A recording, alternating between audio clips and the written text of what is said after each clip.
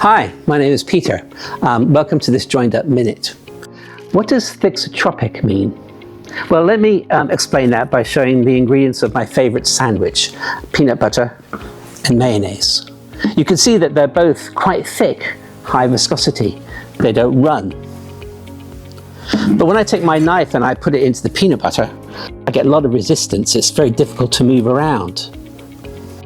When I put my knife into the mayonnaise, it moves around easily. It's almost like it's not there, like I'm putting it through water.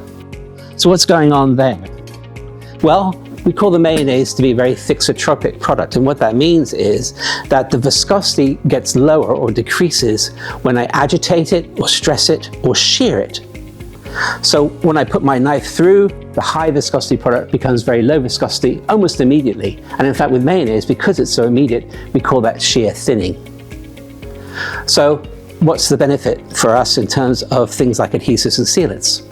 Well, you can imagine that when we're trying to apply and dispense these kind of materials, and we're pushing them through dispensing valves or tubing, it's much easier for us to move something which shear thins like this, or is very highly thixotropic, than it is for something that really is thick and immovable like this.